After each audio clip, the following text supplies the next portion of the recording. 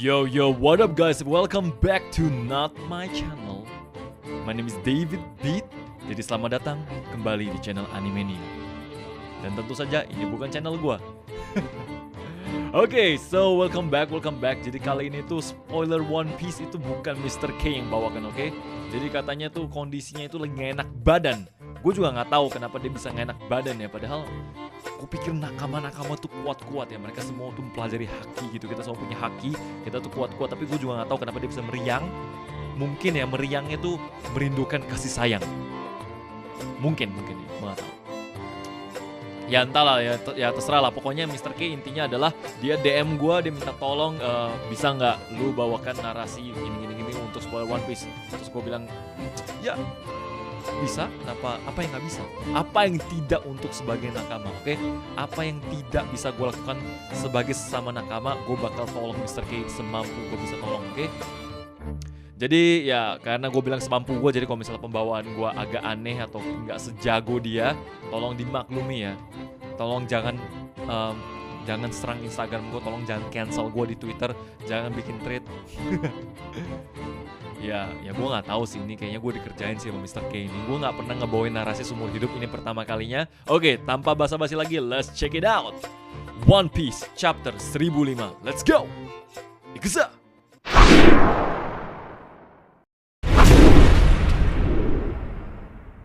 Oke, kalau kita lihat di cover judulnya ini, menampilkan Katakuri yang sedang membagi-bagikan donat dan susu kepada beberapa anak kucing. Wah, mantap sekali. Ini tampaknya Katakuri ya. Ya memang Katakuri itu memang dari sebelumnya emang udah punya soft spot kan. Emang kita pikir dia itu nggak boleh kelihatan tuh apa, atau nggak boleh kelihatan adalah dia cuman makan kue doang gitu loh.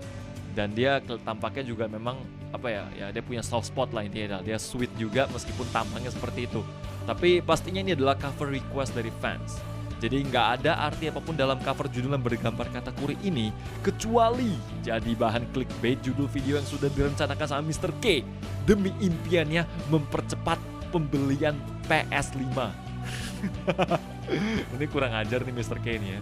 Gua tahu nih ini gampang banget ya menipu-nipu nakama tuh, gampang. Lu pasang aja orang terrandom yang mungkin bisa muncul gitu kan di chapter manapun.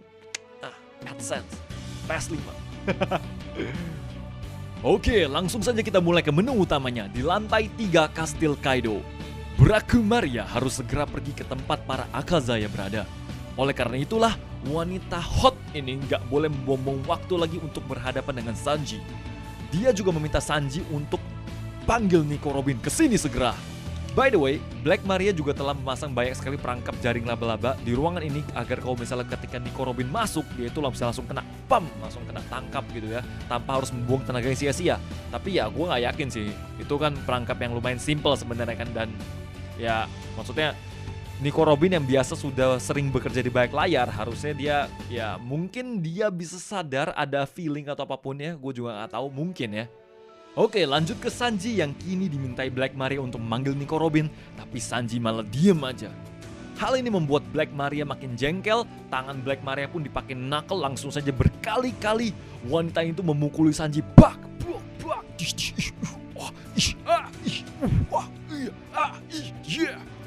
Tapi tentu saja sang gentleman kita ini tuh nggak bergeming sama sekali. Karena kenapa? Prinsip Sanji kalian semua udah tahu, Sanji tidak akan menyentuh wanita tuh sedikit pun ya, melukai wanita sama sekali tuh Sanji nggak mau sama sekali. Apalagi kalau misalnya wanitanya hot seperti Black Maria, itu tidak mungkin sama sekali. Dan itu tuh membuat para bawahan Black Maria pun jadi apa ya, jadi tersentuh lah, bisa dibilang. Mereka tuh yang kayak nani? Masakah? Mereka tuh nggak mengira kalau Sanji itu bakal nahan siksaan Black Maria hanya demi temannya, hanya demi nakamanya. Nah, dari sini nih bagian menariknya dimulai. Sanji yang masih dalam keadaan disiksa pun akhirnya mengeluarkan suara. Stop! Beri aku 1 detik untuk bicara sesuatu. Wah, perkataan Sanji ini membuat bawahan Black Maria makin tersentuh sama Sanji. Dalam hati mereka berharap Sanji akan mengatakan ucapan yang sangat keren, seperti Go to hell, atau seperti Koroshiteyaru, atau seperti Uruse kusuyaru, atau apapun itu. Biasanya kan seperti itu kan, biasanya seperti itu habis itu dia bilang, aku bersedia mati demi temanku, apapun.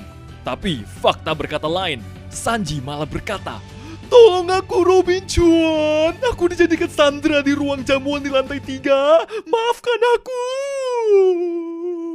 Seketika suara Sanji tersebar ke seluruh penjuru Onigashima. Pada momen ini, kita bisa melihat Franky dan Sasaki sedang bertarung. Sasaki menghina Franky karena tak menyangka bahwa Sanji adalah pria yang sangat menyedihkan karena memancing Nico Robin menuju perangkapnya Black Maria. Sedangkan di lantai lain, Jinbei juga sudah mendengar suara Sanji. Walaupun saat ini posisi Jinbei sedang berhadapan dengan Who's-Who.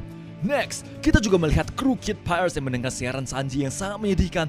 Tak lupa juga kru dari Heart Pirates juga mendengar suara Sanji. Tidak terlalu jauh dari Castle Kaido, Marco yang sedang duel dengan King juga mendengarkan siaran Sanji. Marco pun langsung tertawa terbahak-bahak bahagia, tak menyangka bahwa Luffy krunya itu orang yang isinya tuh ajaib-ajaib. Dan tentu jangan lupakan Nami dan Usopp yang juga mendengar permintaan tolong dari Sanji. Nami sadar kalau yang dilawan Sanji adalah wanita. Sedangkan Usopp juga sadar betul kalau siaran suara Sanji yang didengarnya berasal dari kucing yang memakai kertas gambar mata Dajjal di wajahnya. Kembali lagi ke scene Sanji, yang kini Black Maria sudah memutuskan gak akan membiarkan Sanji pergi. Black Maria akan menjadikan Sanji dari salah satu peliharaannya seperti pria-pria lain yang tertangkap dan terus berkata bahwa Black Maria hanyalah satu-satunya wanita yang dicintai oleh mereka. Dan menariknya, Sanji bilang tidak. Ya, mungkin udah ada yang bisa nebak kalau ini koki mesum nih. Dia bilang tidak karena dia ingin mencintai semua wanita. Dia tidak pengen mencintai satu wanita doang, dia pengen mencintai seluruh wanita di dunia. Black Maria mendengar ini pun tambah jengkel, bersiap memukul Sanji lagi. Tapi untungnya tangan raksasa Robin pun muncul, langsung menampar wajah Black Maria. Bam! Sekaligus Robin pun muncul di ruangan jamuan lantai 3 ini dengan sangat-sangat epic. Sampai-sampai Robin Onesan pun mengungkapkan masa lalunya. Kalau dia itu tuh udah berada di organisasi kejahatan tuh udah cukup lama. Jadi kalau misalnya dia melihat temannya disakiti, sisi jahatnya bakalan muncul. Ngeri-ngeri sedap nih rasanya. Mantap. By the way, Nico Robin di sini ditemani oleh Brook yang telah membekukan perangkap benang Black Maria di sekitar lantai dan ruangan ini.